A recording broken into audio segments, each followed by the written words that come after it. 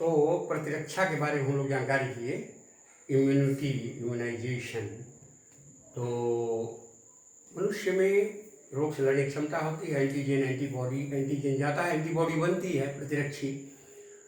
तो मनुष्य में कुछ रोग होते हैं, रोग जनक, रोग के जो जनक मान रोग उत्पन्न करने वाले उनको पैथोजेन कहते हैं। मानव में रोग, हेडिंग है, मानव में रोग उत्पन्न करने वाले रोग जनक एवं परजीवी। परजीवी के बारे में पहले भी पढ़े हो, परजीवी जो दूसरे के ऊपर अपना जीवन व्यतीत करते हैं। हम लोगों के शरीर में बहुत सारे परजीवी हैं, हमारे आंतों के अंदर परजीवी रहते हैं बहुत सारे। तो यहाँ पर हम कुछ रोग जनक और परजीवी के बारे में पढ़ेंगे। सिलेबस में 9 रोग तुमको पढ़ना है, 9 डिजीजेज। अब यहाँ इंग्लिश से जाओ, भेजेंगे देखो यह दिया हुआ है, मानव में रोग उत्पन्न करने वाले रोग जनक एवं परजीवी। पैथोजेंस, पैथोजेंस कहते हैं रोग जनक को, ध्यान में रखोगे। और परजीवी कहते हैं पैरासाइट। पैथोजेन एंड पैरासाइट्स बहुवचन है। कॉजिंग, उत्पन्न करने वाले, cause, CAUSING, causing human disease. Human, नर मादा स्त्री पुरुष, उसको हम एक साथ ह्यूमन कहते हैं। अब रोग जनक, रोग का नाम, प्रकृति, लक्षण और कैसे इसका स्थानांतरण होता है। ये चार्ट के रूप में, टेबल के रूप में ही दिया है, लेकिन किताबों में कुछ रोग चार्ट के रूप में लिखा मिलेगा, पढ़ोगे।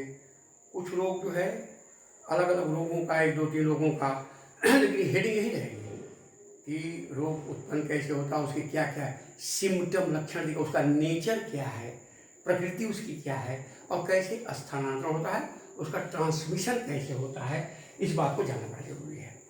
तो यहाँ है रोग का नाम, नेम ऑफ डिजीज। इंग्लिश हमने नहीं लिखा, बता रहे हैं, क्योंकि हो सकता है कि मोबाइल में वीडियो में साफ ना आए, तो उसको हम एक एक शब्द को खूब धीरे धीरे बोल के पढ़ाएंगे तो उसको समझते चलोगे। पहला रोग है अतिसार। उसे डायरिया, डायरिया हर जगह लिखा है, लेकिन कहीं कहीं इसको हिंदी में जो क्वेश्चन आता है तो उसमें अतिसार लिखा हुआ मिलेगा। और डायरिया शब्द बड़ा प्रचलित शब्द है, डायरिया हो गया, डायरिया हो गया, ऐसा हमने रोग सुना भी होगा। डायोरिया, DIA HOEA, DIA, डायरोया शब्द है, DIA HOEA, डायरिया या अतिसार बड़ी डेंजरस बीमारी है। किसी को डायरिया हो सकती है, होती किसके द्वारा है, प्रश्न है। पहली चीज यहाँ पर नेचर, आंतों में जीवाणु, जीवाणु में बैक्टीरिया, एक जीवाणु का नाम याद कर लोगे, एसिरिकिया कोलाई, ई कोलाई लिखते हैं, संक्षेप में लिखा हुआ, ई बड़ा अक्षर डैश, एसिरिकिया कोलाई, माने ये बैक्टीरिया से भी डायरिया होता है, वायरस से भी डायरिया होता है, कृमि से भी डायरिया होता है। तो वायरस, बैक्टीरिया, प्रोटोजोआ, बहुत तरह के कृमि, ये सब डायरिया को उत्पन्न करते हैं। तो 2 3 उदाहरण लेकिन यहाँ जाना होगा, नेचर क्या क्या इसका है। क्या एग्जाम्पल देंगे, देखो आंत में होगा, आंतों में रोग होता है ये, आंत में जीवाणु द्वारा, एसिरिकिया कोलाई, कोलन, कोलन आपको कहते हैं ना, तो कोलाई सब COLI, ई कोलाई लिख सकते हो। वायरस है, उसको रोटा वायरस कहते हैं। वायरस जो होगा माने बैक्टीरिया जो होगा, जीवाणु जो होगा, ई कोलाई होगा। वायरस जो होगा रोटो वायरस होगा, प्रोटोजोआ होगा, एंट अमीबा हिस्टोलिटिका, इससे डिसेंट्री भी होती है। डायरिया, डिसेंट्री भी होती है, डिसेंट्री हम लोग पेचिश हिंदी में कहते हैं। एंट अमीबा हिस्टोलिटिका, यहाँ सब नाम हमने नहीं लिखा है। प्रोटोजोआ एस्केरिस, प्रोटोजोआ का नाम याद कर लोगे, यहाँ लिखा नहीं है। प्रोटोजोआ, एंट अमीबा हिस्टोलिटिका, ये हो गया प्रोटोजोआ। एस्केरिस, क्रीमी, क्रीमी एक होता है, एस्केरिस, हेलमिंथ, एस्केलमिंथिस, प्लेटी हेलमिंथिस, तो जो एस्केलमिंथिस है उसमें एक हेलमिंथ आता है, एस्केरिस गोल कृमि हो गए, एस्केरिस लम्ब्रिक्वाइडिस, एस्केरिस लम्ब्रिक्वाइडिस, ये नेचर उसका इससे फैलता है, प्रकृति। लक्षण क्या होगा, पतला दस्त होगा, लैट्रिन होगी, उल्टी वोमिटिंग टाइप का होने लगेगा, शरीर में पानी की कमी होने लगती है, बार बार उल्टी होती है, जिससे डिहाइड्रेशन हो जाता है। डायरिया वगैरह आदमी शरीर न रहे जैसे कॉलेरा, वाइब्रियो कॉलेरी, एक बहुत बड़ी, अरे इसमें हमारे सिलेबस नहीं है, डायरिया दिया हुआ है, तो इसमें भी वोमिटिंग बहुत होगी, पतली लैट्रिन, थोड़े थोड़े अंतर पर होने लगेगी, पतला दस्त होने लगेगा। तो अगर वोमिटिंग और दस्त दोनों चालू हो जाए तो बहुत तेज पानी चढ़वाना पड़ता है, जाकर के हॉस्पिटल में लिक्विड नमक का घोल वगैरह उसमें मिला करके बहुत सारे मिनरल्स मिला करके दे दिए जाते हैं, तो कंट्रोल हो जाता है। तो यहाँ हो जाता है बहुत निर्जलीकरण, मान डिहाइड्रेशन, निर्जलीकरण मान डिहाइड्रेशन हो जाता है। इसमें प्रसार कैसे होता है? सड़ा गला फल खा लिए, दूषित भोजन खा लिए, गंदे दूषित पानी दिखाई नहीं दे रहा है, बहुत इस तरह से ये बहुत तेज फैलता है। देखो यहाँ सड़े अंडे, मांस, मछली, बासी भोजन खाना ही नहीं चाहिए। बासी रखा हुआ भोजन इस्तेमाल उससे बहुत रोग होता है। सड़े गले चीज़ें और दूषित पानी, सड़ी मछली, सड़ी मांस वगैरह रखे हैं तो उससे फैलता है। इस डायरिया का लक्षण हो गया। इसमें उल्टी वगैरह बहुत सारी आती है, दस्त होता है। ये लक्षण 2-3 पॉइंट बहुत छोटे में हमको याद करना चाहिए। दूसरा मलेरिया रोग, मच्छर के बारे में सुने हो, 3 तरह के हमारे देश में मच्छर हैं, विशेषकर मच्छर की बहुत वैरायटी होती है, एनाफिलीज, क्यूलेक्स, एडीज। तो क्यूलेक्स का तो यहाँ हम नहीं पढ़ाएंगे, एनाफिलीज और एडीज 2 मच्छर का रोग बताएंगे। एक डेंगू बुखार होता है जिसको वायरल फीवर कहते, कभी सुना वायरल फीवर, वायरस से जो बुखार होता है वायरल फीवर उसका नाम देते हैं। ये मलेरिया जैसे जाड़ा लग करके बुखार आता है, इसको फैलाने वाला प्रोटोजोआ है। अब ध्यान दो, कहीं बैक्टीरिया, कहीं वायरस, विषाणु। वायरस को हिंदी में क्या कहेंगे? विषाणु, विष का अणु, विषाणु। वायरस बड़े खतरनाक होते हैं। बैक्टीरिया, तो पहला डायरिया हमने बताया बैक्टीरिया से भी होगा, एस्चेरिचिया कोलाई, ई कोलाई। एस्केरिश भी फैलाता है, रोटा वायरस भी इसको फैलाता है, प्रोटोजोआ भी फैलाता है, एंटमीबा हिस्टोलिटिका आंख में पाया जाता है, इस फैलाते हैं। ये जो दूसरी बीमारी मलेरिया है, इसको प्रोटोजोआ फैलाता है, इसको कहते हैं मलेरिया परजीवी। लेकिन उसका नाम आपको याद करना है, Plasmodium, Plasmodium, PLASMODIUM, Plasmodium. Plasmodium की 4 वैरायटी होती है, लेकिन सबसे उसमें जो ज़्यादा फैलाता है मलेरिया वो होता है प्लाज्मोडियम वाइवैक्स। याद कर लो, प्लाज्मोडियम वाइवैक्स, VIVAX। प्लाज्मोडियम भी लिख लोगे तो हो जाएगा, गलत नहीं है, लेकिन ज़्यादा प्लाज्मोडियम वाइवैक्स से ही फैलता है मलेरिया। अच्छा, मलेरिया फैलाएगा कौन? मादा एनाफिलीज। हाथी पाँव हो जाता है, फिर पाँव जिसको कहते हैं एलिफेंटाइसिस, हाथी का पैर हो जाता, फूल जाता है, फाइलेरिया उसको कहते हैं। वो मादा क्यूलेक्स के काटने से बनता है। एक उचलेरिया बैंकरथाई, एक तरह का कृमि होता है, लेकिन उसको कैरी कौन करेगा, ढोएगा कौन? मादा क्यूलेक्स। यहाँ नहीं है, यहाँ मलेरिया पढ़ना है। मलेरिया में क्या होता है? जाड़ा बुखार जो कहते हैं, कभी लग करके बुखार, कभी बहुत ठंडक लगेगी तो ये इच्छा करेगी रजाई कम्बल शरीर पर डाल लिया जाए, इतना ठंडक लगेगी।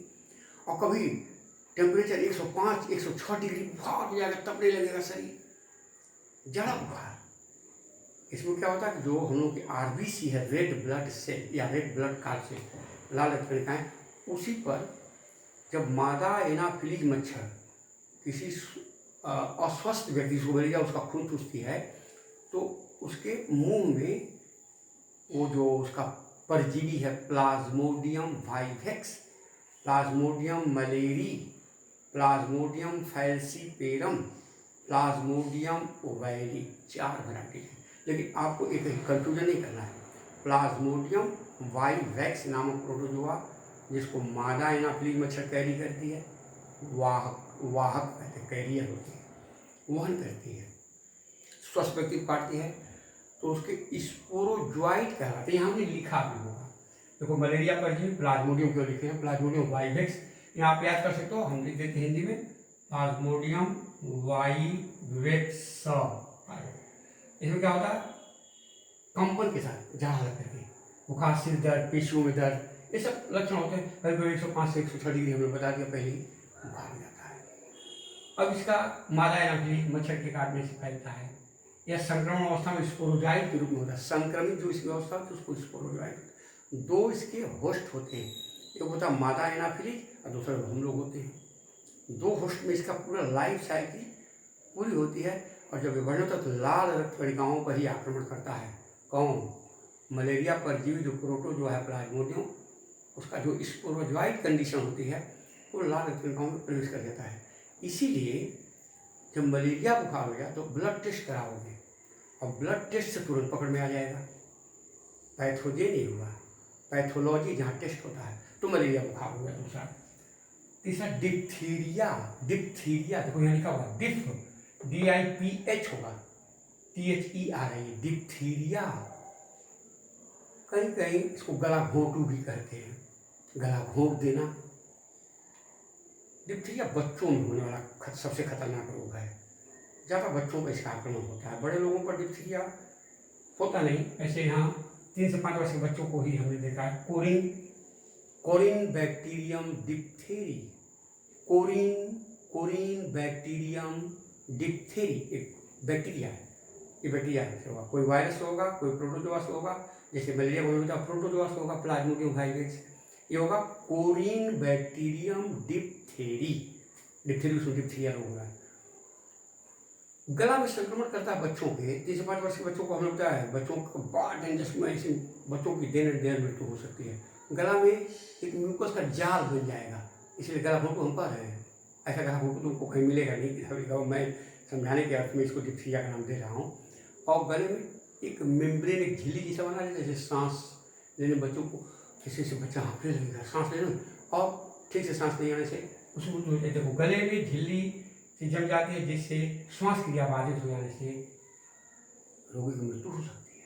इसका लक्षण है। अब देखो यहाँ यह रोगी के सांस से खांस रहे हैं, सिर और मुंह छींक रहे हैं, ये बड़ा कैंसर बैक्टीरिया है। अगर रोगी व्यक्ति कोई है जिसको डिप्थीरिया हुआ है, डिप्थीरिया, वो खांसेगा, छींकेगा जोर से, सामने बैठकर जोर से बात भी करेगा, ये हवा के माध्यम से, और स्वस्थ व्यक्ति के सांस लेने में पहुँच गए और उसको बच्चे को डिप्थीरिया। इसलिए बच्चों को बड़ा सावधानी, क्योंकि बच्चा कोमल है, मजबूत वही हो जाएगा तो शारीरिक शक्ति उसमें ज़्यादा आ जाएगी। इसलिए कहा जा रहा है कोरोना वायरस से भी बच्चे या बुजुर्ग दोनों को बचने की सलाह। बीच में आप में स्ट्रांगनेस है, इम्यूनिटी आपकी ज़्यादा है, आपके सवेरे इम्यूनिटी कम हो जाएगी। या 10 साल के छोटे उम्र के बच्चे हैं, जैसे एक छोटा सा अंकुर है पौधे का, उसको आप तोड़ दिए, लेकिन वो अगर बन गया वृक्ष तो वृक्ष को तोड़ना बड़ा मुश्किल होता है, आसान नहीं होता कि वृक्ष कोई तोड़ सके। इसलिए यहाँ देखो झिल्ली बन जाती है और ये सांस के से फैलते हैं। तीसरा है निमोनिया। निमोनिया का नाम बड़ा प्रचलित नाम है। इसमें भी ये देखो निमोनिया जो है ये भी बैक्टीरिया से होता है, जीवाणु से। डिप्लोकोकस न्यूमोनी, जैसे हमने क्या बताया डिप्थीरिया में, कोरिन बैक्टीरियम डिप्थेरी, बैक्टीरियम शब्द है। डिप्लोकोकस गोल गोल बैक्टीरिया होता है, उसको कोकस कहते हैं। डिप्लोकोकस न्यूमोनी, निमोनी शब्द निमोनिया से पी से लिखते हैं इसको, देखो यहाँ PNEU निमोनिया लिखा है, यहाँ लिखा है, यहाँ हमने लिख दिया डिप्लोकोकस निमोनिया नामक बैक्टीरिया से फैलता है। बुखार, खांसी, सिर दर्द, फेफड़ों के ऊतक नष्ट होने लगते हैं निमोनिया में। निमोनिया बड़ा खतरनाक है, एकदम जाम कर देगा फेफड़ों की एल्वियोलाई वगैरह, सांस लेने में कष्ट होने लगेगा, इसमें भी मृत्यु की संभावना बड़ी ज़्यादा होती है निमोनिया किसी को कर लिया तो। रोगी व्यक्ति के कफ से, छींक से, थूकने से, ये हवा के माध्यम से डिप्लोकोकस निमोनी नामक बैक्टीरिया फैलता है और व्यक्ति को निमोनिया हो जाता है। फेफड़े का संक्रमण ज़्यादा इसमें होता है, सांस की नली वगैरह में परेशानी होती है। टीटेनस, कहीं कहीं इसको धनुष टंकार, धनुष तरह से ऐसे शरीर खिंच जाएगा, टीटेनस। ये टिटेनी बैक्टीरिया ही इसका टिटेनस का बैक्टीरिया होता है। एक बैक्टीरिया होता है क्लॉस्ट्रीडियम टिटेनी। टिटेनी उसमें देखो कितना बैक्टीरिया का, तीन बताए ना, तीनों रोग का नाम है diphtheria, pneumonia, tetani, Clostridium tetani नामक बैक्टीरिया से टिटनेस होता है। टिटनेस का लक्षण क्या है? पूरे शरीर में पेशी अकड़न और जबड़े में अकड़न होने लगती है, जबड़ा ऐसे खड़ा हो जाएगा, गर्दन की पेशियाँ तन जाएंगी। ऐसे शरीर में ऐसे आक्रमण जब करने लगेगा तब बचना बड़ा मुश्किल होता है, बड़ा खतरनाक रोग है। जंग लगी हुई की, ये गोबर वगैरह मिट्टी वगैरह में इसके बैक्टीरिया हैं, कोई छिल गया अंग, तुरंत एटीएस का सुई ले लेना चाहिए।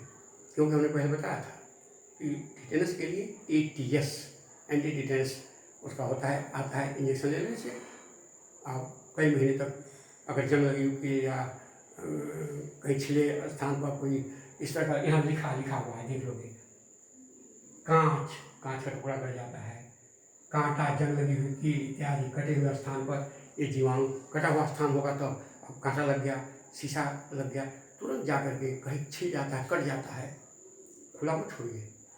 उसमें ऐसा ना हो कि बाहर की गंदगी धूल वगैरह उसमें जाए, एटीएस लेना चाहिए। अगर जंग लगी हुई कील वगैरह, कांच वगैरह कट गया, निश्चित रूप से, नहीं तो टेटनस की संभावना, बड़ा खतरनाक रोग है। कुत्ता वगैरह के काटने से भी रेबीज होता है, उसमें भी एटीएस वगैरह की सुई लोग लेते हैं। रेबीज की सुई तो लेते हैं, वो अलग से है, हमें बताया था रेबीज का रोग। तो टिटेनस नामक क्लॉस्ट्रीडियम टिटेनी बैक्टीरिया से होता है। 6 रोग जिसको टीबी की बीमारी कहते हैं। इससे पहले हमने बताया था माइकोबैक्टीरियम ट्यूबरकुलोसिस, ये भी बैक्टीरिया है, माइकोबैक्टीरियम ट्यूबरकुलोसिस। ट्यूबरकुलोसिस यक्षमा रोग, वास्तव में फेफड़े से ज़्यादा इसका पल्मोनरी टीबी जिसको कहते हैं, फेफड़े में इसका संक्रमण बहुत ज़्यादा होता है। इसमें खांसी बहुत आती है, कफ निकलता है, कभी कभी कफ जिसको बलगम करो उसके साथ ब्लड भी रोगी को आने लगता है, उस वजह से भी बड़ी खतरनाक हो जाती है। तो टीबी वगैरह तो हमने बताया कि बच्चे को एक ही टीका अभी इसके पहले बता रहे थे, BCG बेसिलस कॉमेट ग्वारी, और DPT जो 3 टीके हमने बताया, डिप्थीरिया, परटूसिस whooping कफ, कुकुर खांसी इसको कहते हैं, परटूसिस अंग्रेजी में कहते हैं, और टिटेनस।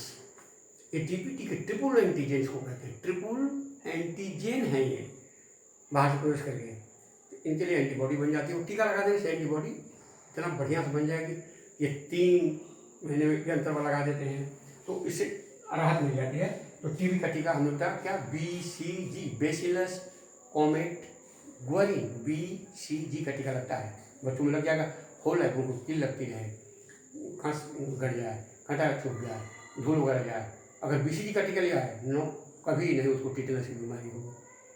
टीबी की बीमारी, सॉरी, टीबी के लिए तो BCG का टीका लगता है, टीबी नहीं होगा। टिटेनस वाला तो ATS लगता है, और BCG का टीका बेसिलस कॉमेट ग्वारी एक तरह का बैक्टीरिया है, और एक बार ले लेने से फेफड़े की टीबी हो, चाहे बोन की टीबी हो, हाँ, और वो तो दूसरी बात हमने बताया, टिटेनस वाला दूसरा है।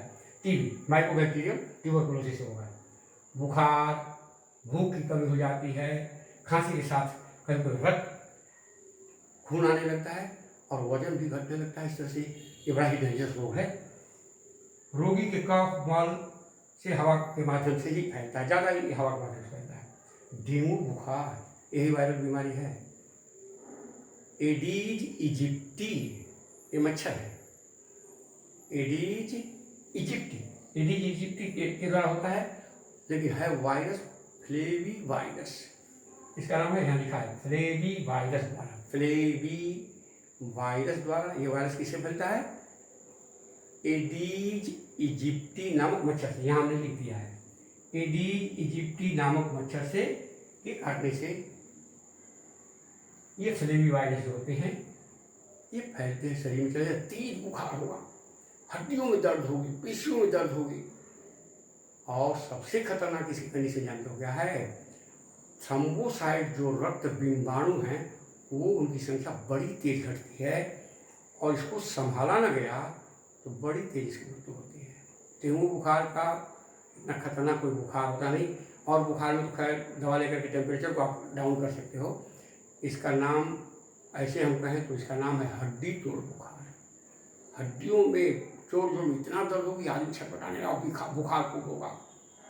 ब्लड प्लेटलेट्स इतना खून में कम हो जाती हैं, ब्लड प्लेटलेट्स को बढ़ाने के लिए पपीता बड़ा कारगर है, उसका रस वगैरह लोग पिलाते हैं। पपीते के पत्ते का कभी सुना होगा, किसी को डेंगू बुखार हुआ होगा तो, जनरल की दवाओं में सब ठीक नहीं है, जनरल ऐसे आमतौर पर जो प्रयोग कुछ लोग कर लेते हैं, पौधों से ही तमाम दवाएं बनती हैं, तो इसको बढ़ाने के लिए बहुत सारी चीज़ें हम खा करके, कुछ फल वगैरह हैं, बेदाना वगैरह का रस, लेकिन उसको हम थ्रोम्बोसाइट को तेज बढ़ाएं तभी जाकर कल्याण होगा, इसको कोई दूसरा उपाय नहीं।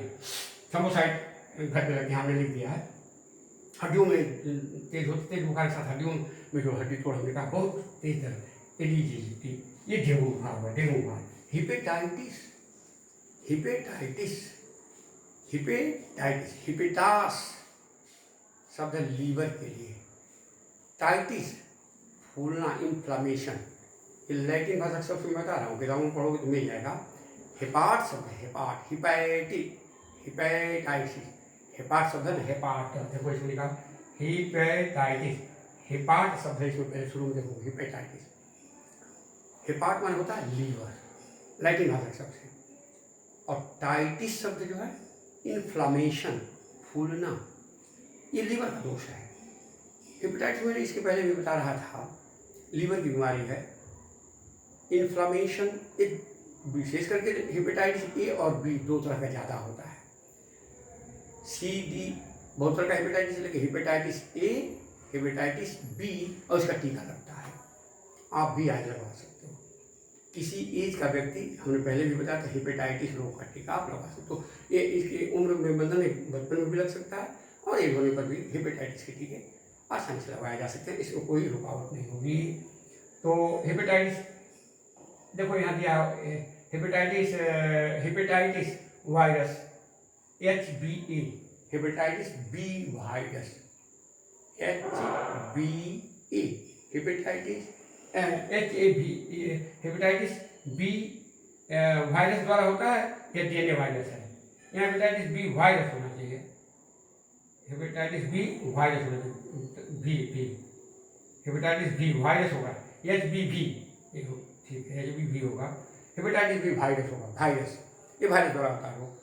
हेपेटाइटिस से वायरस द्वारा होता है ए और बी। अच्छा, अब यहाँ देखिए, यह DNA एक वायरस होता है, एक RNA। तो हेपेटाइटिस बी का जो वायरस होता है वो DNA उसमें होता है, और हेपेटाइटिस ए का जो वायरस होता है उसमें RNA होता है। हेपेटाइटिस बी बहुत खतरनाक होता है, लीवर में सूजन हो जाती है, व्यक्ति को भूख एकदम नहीं लगती है, गाढ़ा पीले रंग का उसका मूत्र होने लगता है, जॉन्डिस, पीलिया जो रोग होते हैं धीरे धीरे पीलिया का रूप लेते और जब ये भयंकर रूप ले लेता है तो जानलेवा सिद्ध हो जाता है। अब उस समय इसका कोई इलाज फिर अब लास्ट में नहीं बचता। यहाँ पर थोड़ा सामने लिखा है, उल्टी होती है, थकान का अनुभव होता है, बुखार आता है, उदर दर्द, उदर मानिए पेट में दर्द होने लगता है, गाढ़ा पीला मूत्र होने लगता है, मल का रंग सफ़ेद होने लगता है, क्योंकि लीवर की जो RBC है बिलिरुबिन और बिलिवर्डिन हीमोग्लोबिन टूटने से पित्त रंजक बनते हैं, उसी से पीला रंग होता है। तो पित्त रंजक ठीक से बनते हैं क्योंकि लीवर का रोग है, लीवर ही काम ठीक से नहीं करता, पित्त नहीं बनाना शुरू करता तो खतरा है। तो हेपेटाइटिस का टीका ले लेना सबसे अच्छा बचाव है। रोगी व्यक्ति के रक्त देने से भी फैलता है, रक्त संक्रमण। जैसे अगर मलेरिया रोग है तो मलेरिया में भी अगर खून दिया जाएगा तो मलेरिया रोग आदमी को पकड़ लेगा, उसी तरह से ये भी होगा। जल, भोजन, लाल, ये तमाम तरह से हेपेटाइटिस फैलता है। अब 9वां रोग है एड्स, AIDS, चारों का नाम याद कर लोगे। Acquired immuno deficiency syndrome, AIDS, ए से एक्वायर्ड माने उपार्जित, एक्वायर्ड इम्यूनिटी से शब्द है, इम्यूनो डेफिशिएंसी कमी, सिंड्रोम लक्षण। देखो लक्षण कौन है, सिम्टम या सिंड्रोम, दो शब्द अंग्रेजी का आता है, सिम्टम या syndrome. Acquired immuno deficiency syndrome, ये फैलता किससे, वायरस से। हेपेटाइटिस भी किससे फैलता है, वायरस से। ये वायरस की बीमारियाँ, वायरस की बीमारियाँ बड़ी खतरनाक होती है, पहले भी मैं बता चुका हूँ। एड्स फैलता किससे, HIV वायरस है, HIV human immuno deficiency virus. Deficiency के में हो जाएगा, डी अलग नहीं है, ये HIV हमने लिख दिया, HIV, यहाँ नाम याद करोगे। HIV वायरस, बी से वायरस हुआ, H से ह्यूमन हो गया और I से दो शब्द कहीं जुड़ा रहेगा, इम्यूनोडिफिशियंसी। इम्यूनोडिफिशियंसी चलिए याद कर लीजिएगा।